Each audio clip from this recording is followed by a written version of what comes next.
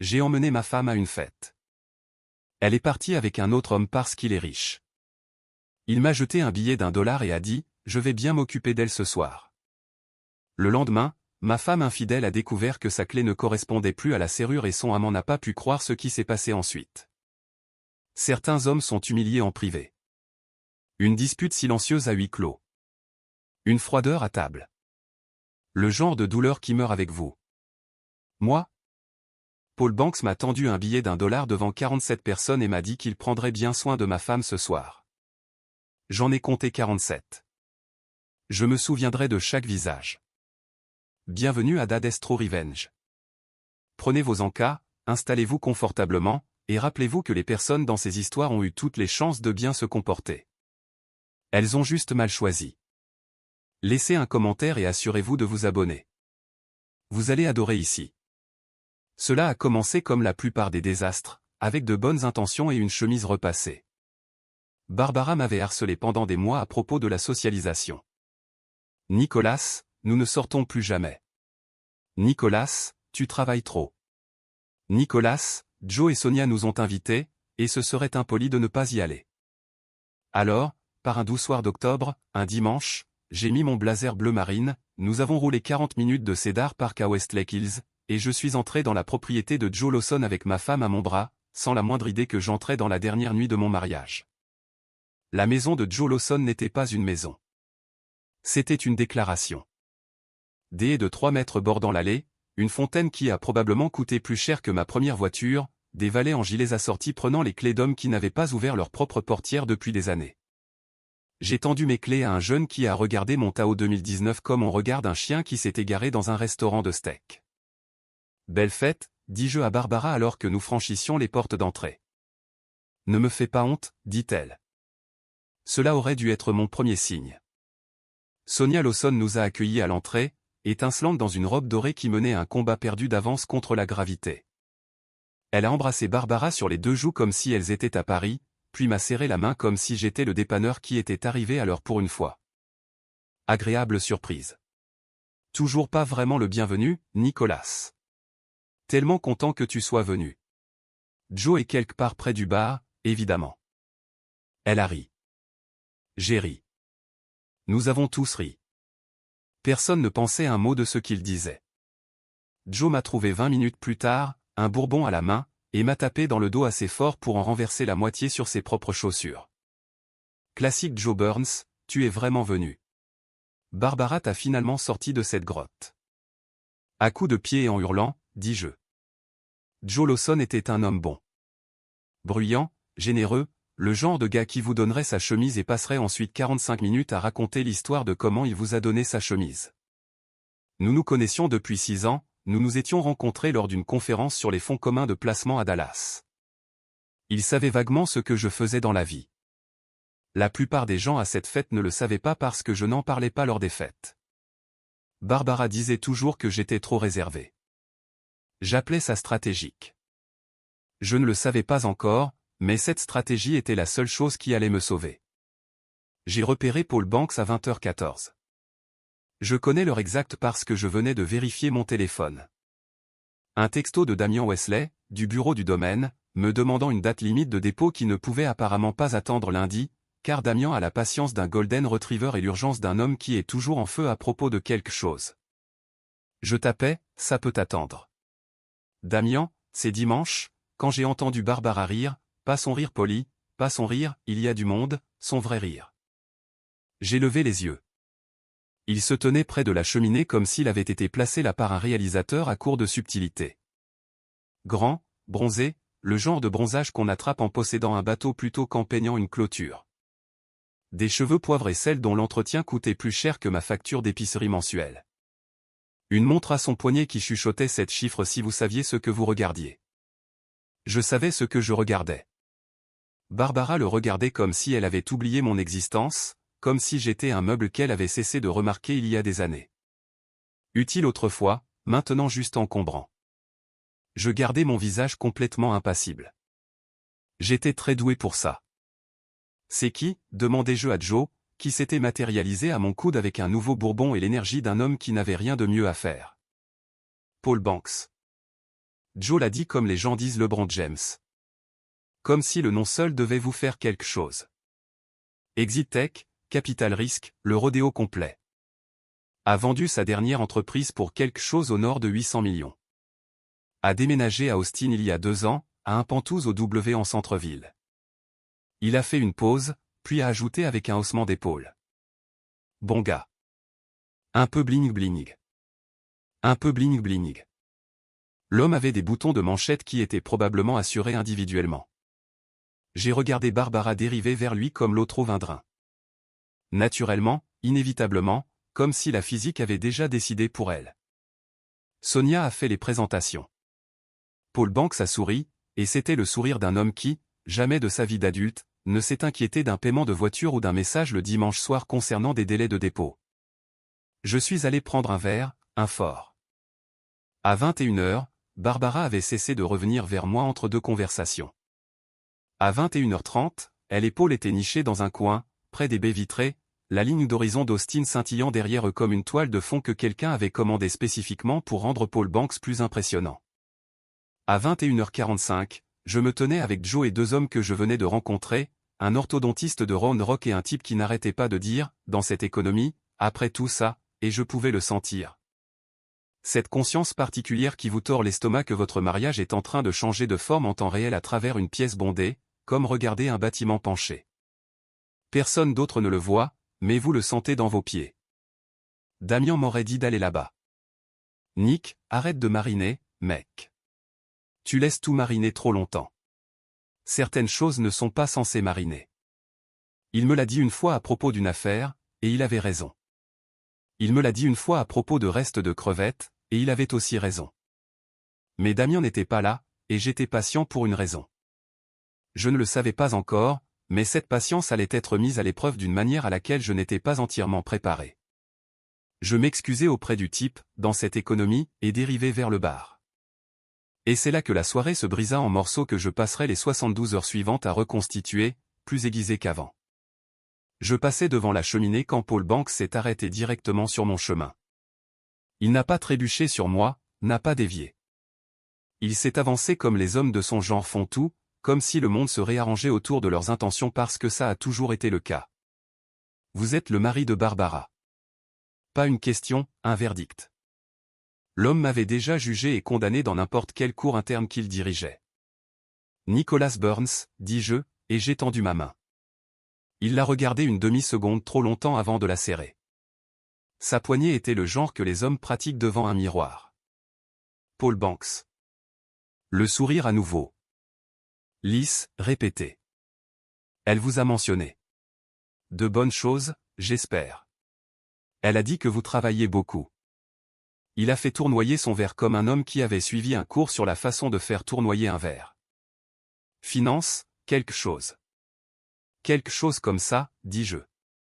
Je disais toujours ça. Barbara est apparue à son coude, juste à point, comme si elle avait attendu juste en coulisses. Il y avait une couleur sur ses joues qui n'avait rien à voir avec le vin et tout à voir avec la compagnie. Elle a regardé Paul comme elle me regardait autrefois, quand nous étions jeunes et que j'étais encore un mystère qui valait la peine d'être résolu. Je l'ai remarqué, je l'ai rangé. Je continuais de sourire. Nicholas, la façon dont elle a prononcé mon nom, plat, presque désolé, comme si j'étais une notification qu'elle avait ignorée et que j'étais finalement apparu à l'écran. Hey, Barbe. Grand sourire, chaleureux, indifférent. Je n'étais rien de tout cela. Paul me parlait juste des vues depuis son appartement en centre-ville, dit-elle, sa voix faisant cette chose essoufflée qu'elle faisait quand elle était vraiment excitée. Apparemment, par une nuit claire, on peut voir jusqu'au pays des collines. Paul Banks me regarda et quelque chose changea derrière ses yeux. Un petit calcul silencieux, le genre que font les hommes riches lorsqu'ils ont décidé que vous n'êtes pas une menace, vous n'êtes pas un père, vous n'êtes qu'un meuble qui se trouve entre eux et ce qu'ils veulent. Il a cherché dans la poche intérieure de sa veste, en a sorti un portefeuille, mince, noir, le genre qu'on vend dans les boutiques qui n'affichent pas les prix, car si vous avez besoin de voir le prix, vous êtes déjà dans la mauvaise boutique. Il a produit un billet d'$1, et il me l'a tendu. Les conversations les plus proches ont baissé d'un demi-volume. Pas toute la pièce, mais assez. Assez pour que 47 personnes perçoivent les prémices de ce qui se passait. Pour le voiturier, dit Paul d'un ton agréable. Puis le sourire, lent, délibéré, joué pour le public qu'il savait avoir. Ne vous inquiétez pas pour Barbara ce soir, mon ami. Je prendrai bien soin d'elle. Le mot « ami » tomba comme une pelle. J'ai regardé le dollar. J'ai regardé Barbara. Elle regardait ses chaussures. 12 ans de mariage, et elle fixait ses chaussures comme si elles contenaient les réponses à des questions qu'elle ne voulait pas poser. C'était le moment. Pas le dollar. Pas Paul Banks et son bronzage de bateau et son portefeuille de boutique. C'était Barbara qui regardait ses chaussures. J'ai pris le dollar lentement, délibérément, je l'ai plié une fois, net et précis, comme si c'était un document que j'avais l'intention de conserver. Je l'ai glissé dans ma poche intérieure et j'ai lissé ma veste. Merci, Paul, dis-je. Calme, tranquille, le genre de calme qui ne vient que de la prise d'une décision finale. Je le garderai. Je lui ai serré la main fermement, sans précipitation. J'ai fait un signe de tête à ma femme et je suis allé au stand des voituriers sans regarder en arrière. Pas une seule fois. 40 minutes de retour à Cedar Park. Pas de musique, pas de podcast, juste le bourdonnement de l'I-35 et le son de mon propre esprit effectuant des calculs qui auraient impressionné les gens qui savaient ce que je faisais dans la vie. J'ai garé ma voiture dans l'allée de Millbrook Lane à 23h02. Je suis resté dans la voiture. La lumière du garage était allumée. Barbara la réglait toujours avec une minuterie, une de ces petites fidélités domestiques qui avaient apparemment survécu à sa fidélité dans d'autres domaines. J'ai passé 3 appels téléphoniques, assis dans cette voiture. Le premier fut à Damien Wesley. Il a décroché à la 2e sonnerie, ce qui signifiait qu'il était toujours éveillé, ce qui signifiait qu'il avait attendu des nouvelles de la fête, ce qui signifiait qu'il connaissait Barbara mieux qu'il ne l'avait jamais dit à voix haute. « Tu m'appelles depuis une fête, dit-il.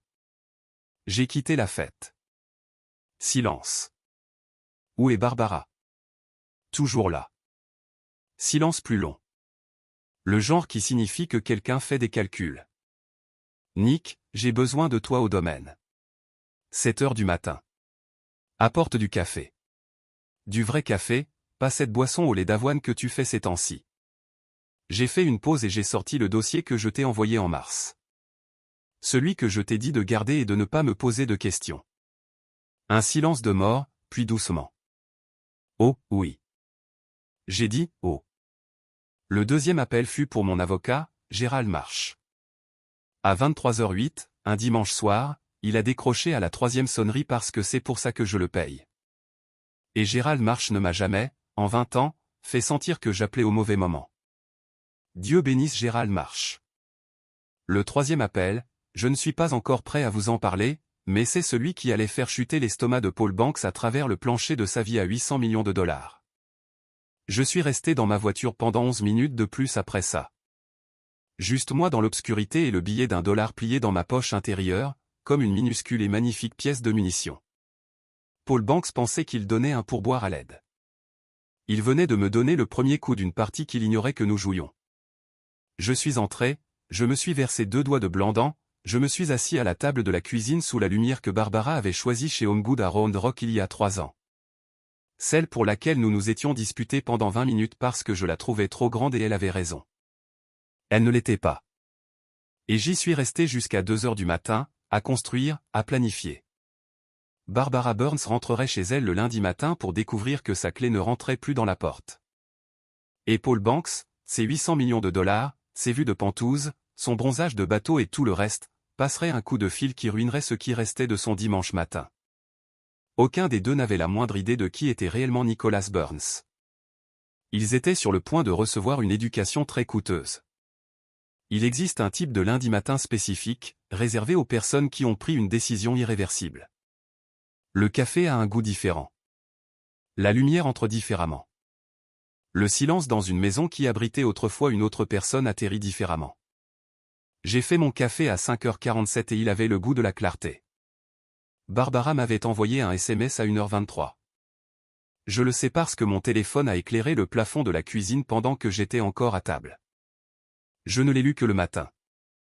Le message disait « Je dors chez Sonia ce soir. Nous devons parler demain ». Je l'ai lu une fois, j'ai posé mon téléphone face contre terre sur le comptoir, j'ai fini mon café. Je dors chez Sonia. Bien sûr qu'elle l'était. Voici le truc à propos des mensonges, et je dis cela en tant qu'homme qui a passé 15 ans dans le capital investissement, où le mensonge est essentiellement un sport de contact avec une meilleure couture. Les pires ne sont pas les plus élaborés. Les pires sont les paresseux, ceux que les gens racontent quand ils pensent que vous êtes trop distrait, trop confiant ou trop petit pour enquêter. Barbara pensait que j'étais les trois. Elle allait mettre à jour ses hypothèses.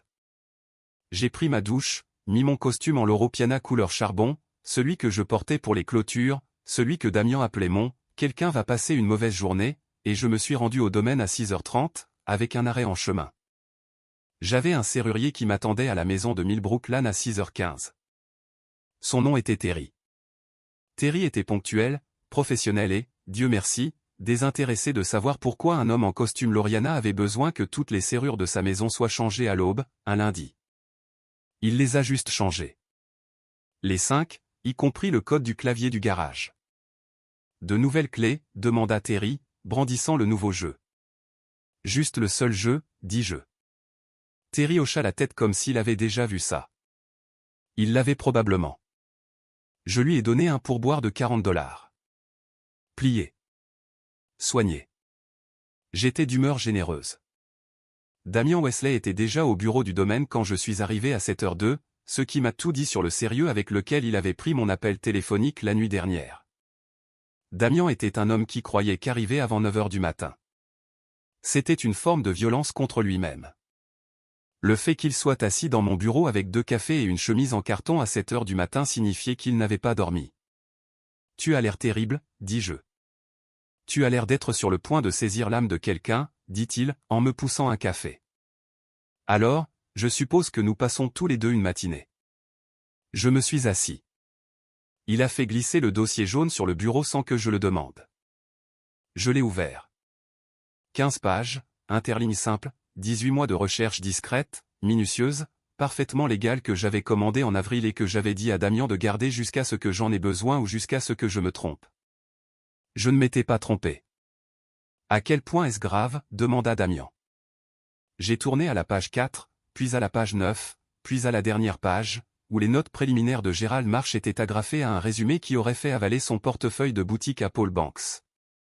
Tu te souviens quand Paul Banks a vendu sa société pour 800 millions, dis-je. Oui, devine qui était son principal investisseur institutionnel pour les 3 dernières levées de fonds. Damien me fixa. Je le laissai fixer. J'appréciais ça plus que je n'aurais dû. Non, dit-il. Page 9, dis-je. Il attrapa le dossier, tourna à la page 9, lut pendant environ 12 secondes. Puis il a posé le dossier très lentement. La façon dont on pose quelque chose quand nos mains ne fonctionnent plus correctement. Nick, dit-il, tu as été sa banque tout ce temps. À travers 2 sociétés écrans et une holding luxembourgeoise, parce que je ne suis pas un animal, dis-je en sirotant mon café, mais oui, effectivement, moi. Damien se cala dans son fauteuil et rit. Pas un rire drôle. C'est soit génial, soit fou, ce rire qui rebondissait sur les murs de mon bureau et a probablement troublé Janet Cooper dans le couloir. Il t'a jeté $1, dit Damien. Il l'a fait. Et tu es sa banque. Je le suis. Nick, dit-il en pressant les 2 mains à plat sur mon bureau. Le sait-il?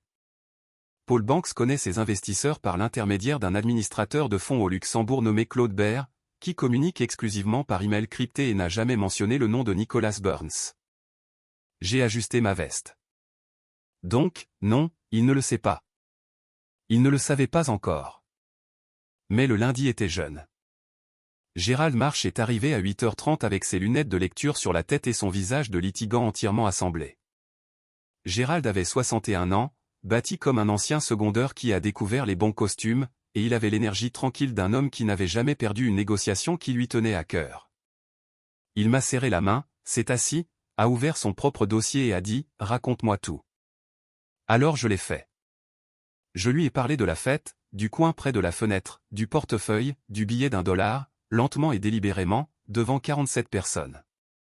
Je lui ai parlé des chaussures de Barbara et du SMS de Sonia et de la façon dont Paul Banks m'avait souri comme si j'étais un ticket de vestiaire qu'il n'avait pas besoin de garder. Gérald écouta sans interrompre, ce qui me fit comprendre que c'était grave. Gérald interrompait tout le monde. Quand j'eus fini, il resta silencieux un instant. Puis il dit, « Le billet d'$1 est en votre possession ?» Poche intérieure de mon blazer bleu marine, plié une fois. Il hocha lentement la tête. « Et votre mariage ? Aviez-vous déjà documenté des préoccupations, Gérald ? » « Je suis un investisseur en capital investissement, dis-je. J'ai tout documenté. J'ai documenté des préoccupations depuis février. » Il a presque souri. « Bien sûr. » Il a pris une note. « Très bien, voici où nous en sommes. » Ce que Gérald m'a dit ensuite, je le garderai entre nous pour l'instant. Mais je dirai ceci. Au moment où il a quitté mon bureau à 10h15, la vie à $800 millions de Paul Banks avait une fissure si fine qu'il ne pouvait pas encore la voir. Il allait le sentir assez tôt. À 10h47, mon téléphone a sonné. Barbara. Je l'ai laissé sonner 3 fois, non pas parce que j'étais dramatique, mais parce que je terminais une phrase dans un email qui était considérablement plus important que cette conversation ne l'allait être. Puis j'ai répondu, « Nicolas. » Sa voix était prudente. Pré-répétée. Elle avait planifié cet appel. Je pouvais toujours dire quand Barbara planifiait une conversation parce qu'elle commençait par mon nom complet et une pause d'un battement, comme si elle lisait un prompteur que seule elle pouvait voir. « Barbara, dis-je, avec la même énergie. Laisse-la travailler. Nous devons parler. Nous devons, ai-je agréablement convenu. Je vais rentrer à la maison cet après-midi. Et. Ah, dis-je. Silence. Quoi? Tu voudras peut-être appeler un serrurier avant de faire le trajet depuis Cedar Park, dis-je. En fait, tu voudras probablement appeler un serrurier, un avocat immobilier et la personne avec qui tu es réellement resté. Dans cet ordre. Le silence à l'autre bout de la ligne était si complet que je pouvais entendre sa respiration se recalibrer. Que as-tu fait, Nicolas? Pas une question, une détonation. J'ai changé les serrures de ma maison, Barbara. Toujours agréable. Toujours indifférent. Toujours absolument dérangé. Mais elle ne le saurait jamais. C'est à mon nom. Cela l'est depuis 2019.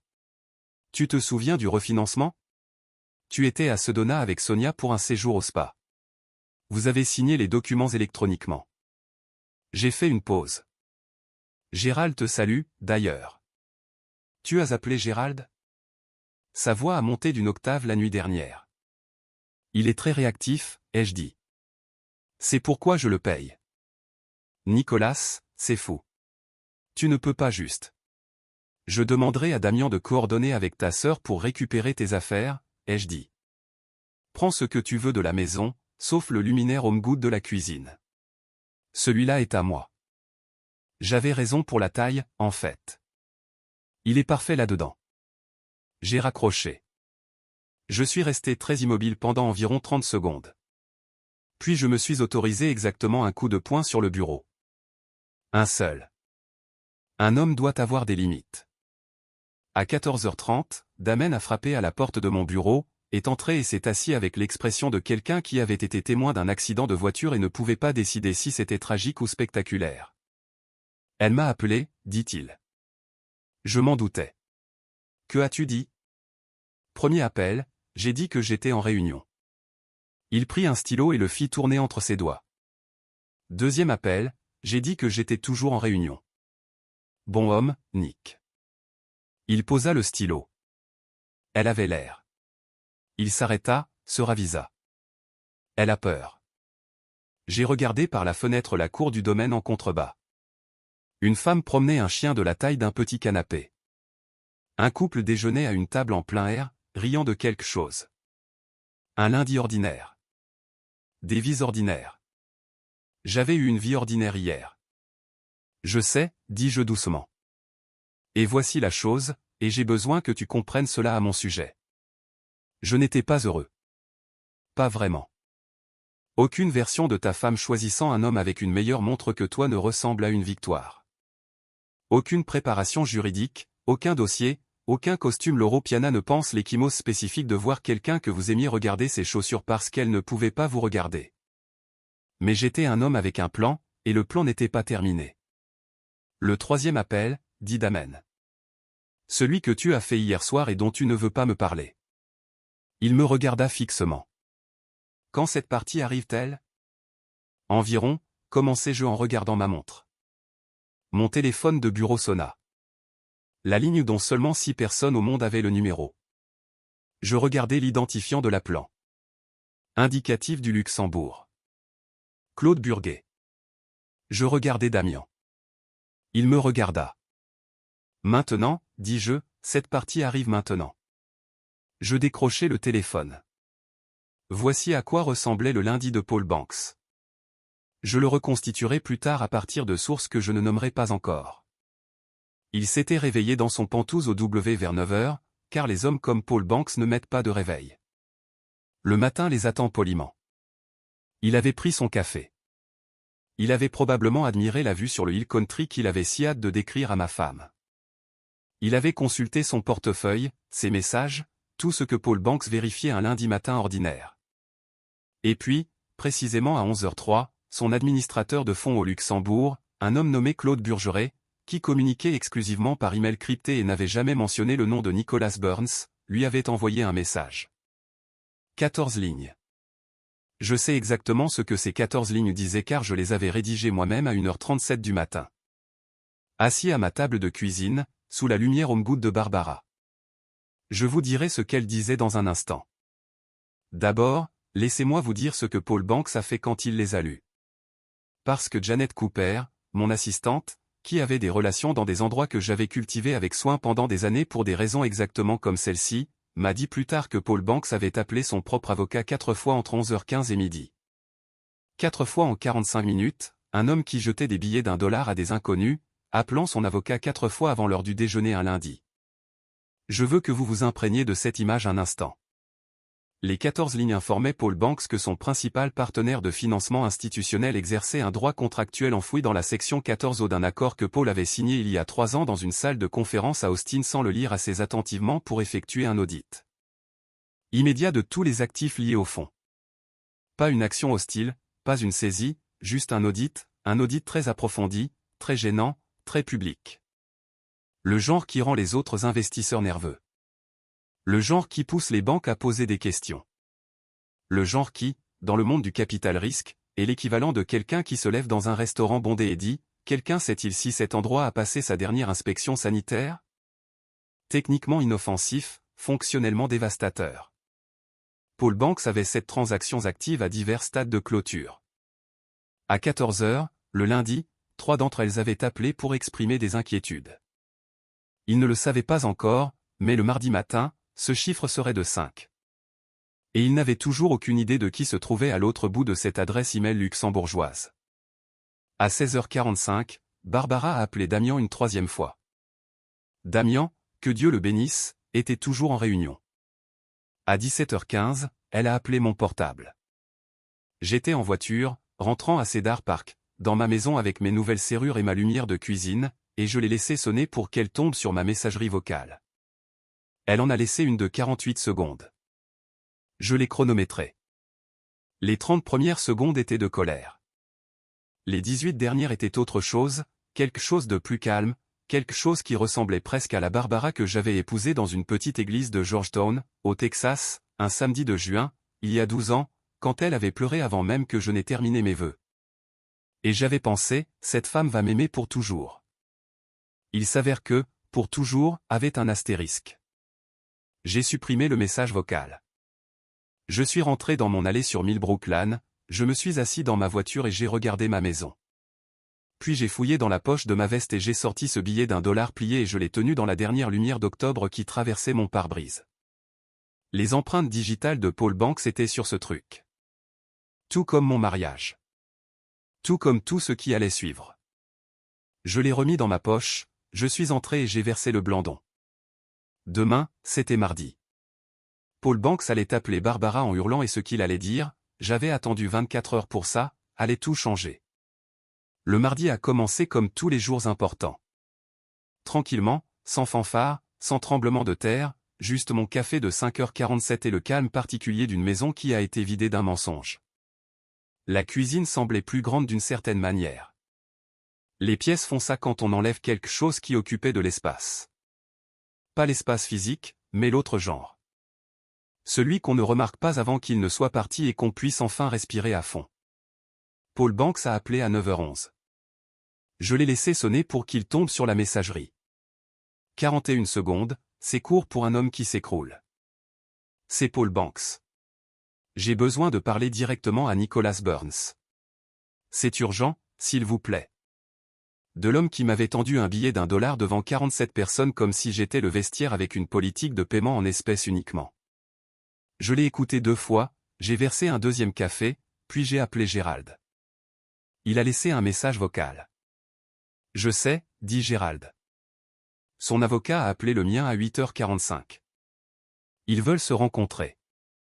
J'ai regardé le billet d'$1 posé à plat sur ma table de cuisine, déplié maintenant, centré, captant la lumière du matin comme une relique que quelqu'un avait encadrée et oublié d'accrocher. Jeudi, dis-je, mon bureau, 10h, et Gérald, assure-toi que son avocat entende bien le nom. Burns Capital Partners. Le silence à son bout de ligne était le son d'un homme qui riait de façon très contrôlée. Considère que c'est fait, dit-il. Barbara a appelé à midi. J'ai répondu cette fois. Elle méritait bien ça. Nicholas. Sa voix était prudente, dépouillée de toute répétition. C'était quelque chose de plus rare, quelque chose qui lui coûtait de composer. Hey, Barb. Une longue pause, le genre qui porte 12 ans en lui.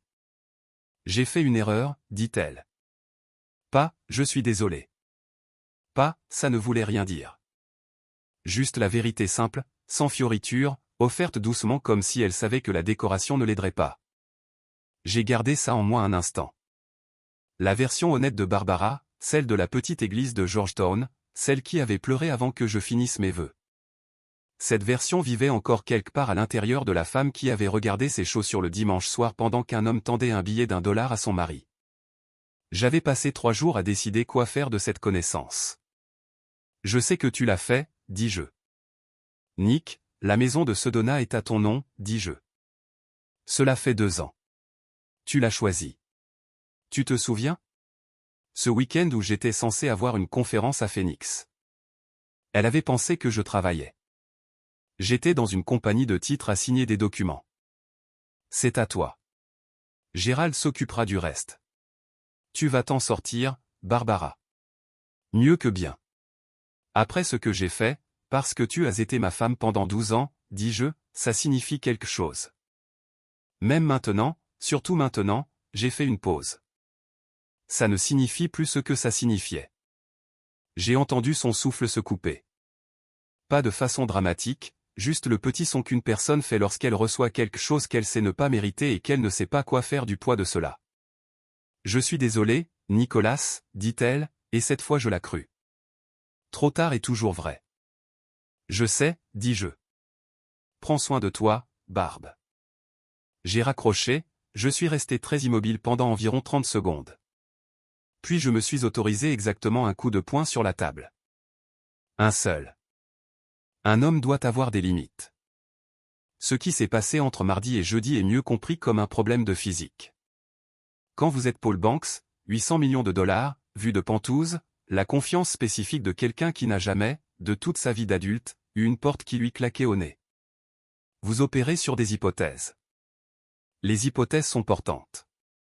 Supprimer en une et la structure ne fait pas que se fissurer.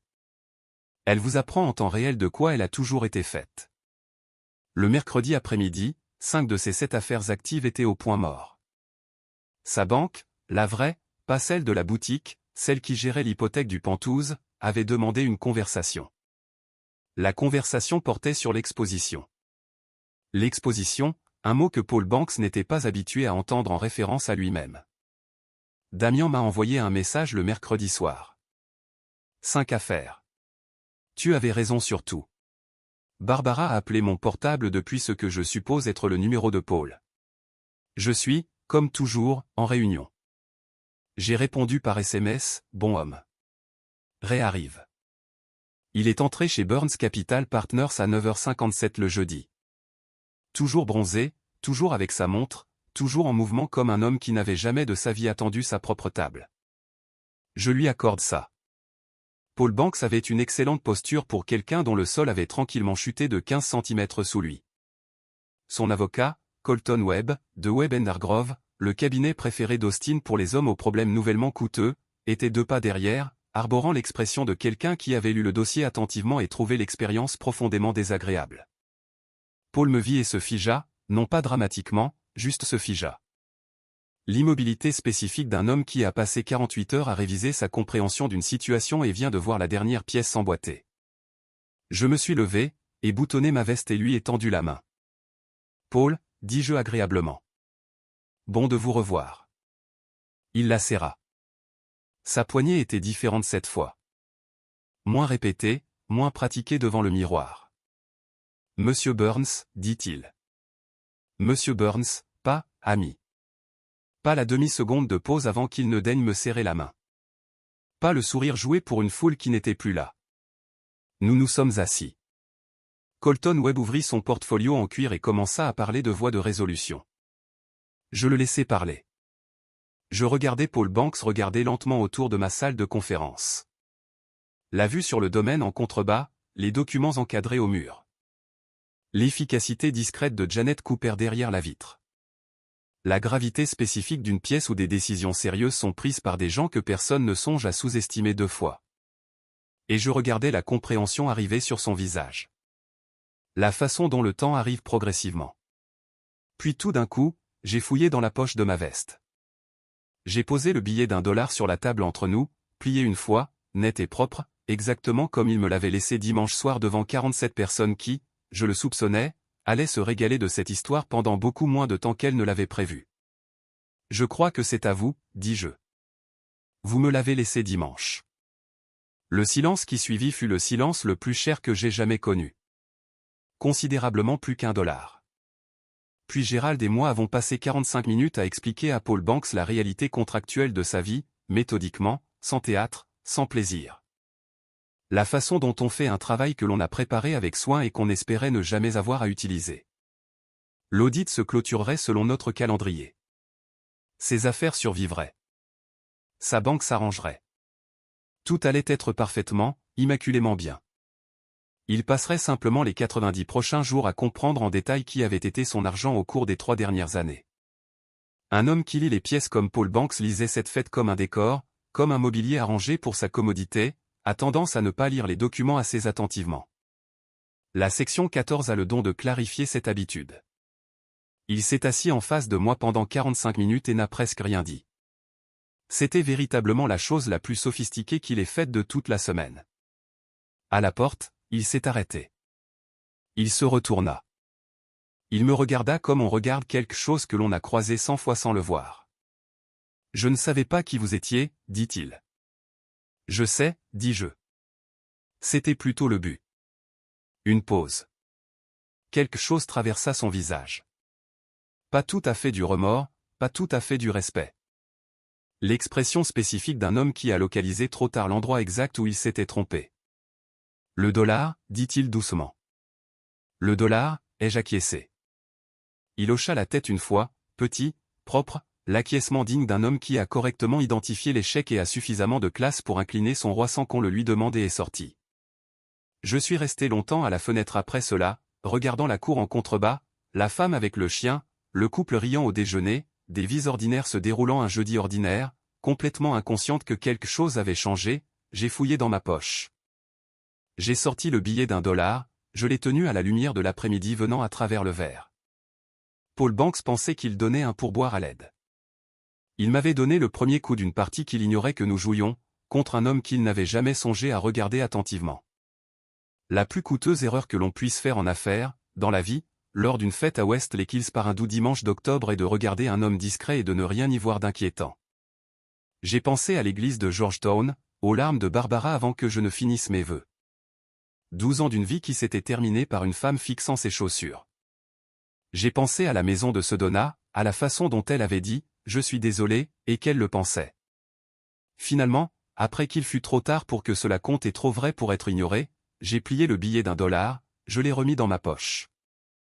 Certaines choses que l'on garde, non pas comme des trophées, non pas comme des blessures, juste comme la preuve que l'on était là, que cela s'est passé, que l'on l'a gérée à deux mains et que l'on est sorti de la pièce sur ses deux pieds sans regarder en arrière. Pas une seule fois. Si vous aimez cette histoire, rejoignez notre communauté en cliquant sur le bouton « J'aime » et en vous abonnant pour plus d'histoires vraies, brutes et centrées sur la famille. Et comme toujours, merci de faire partie de cette sphère.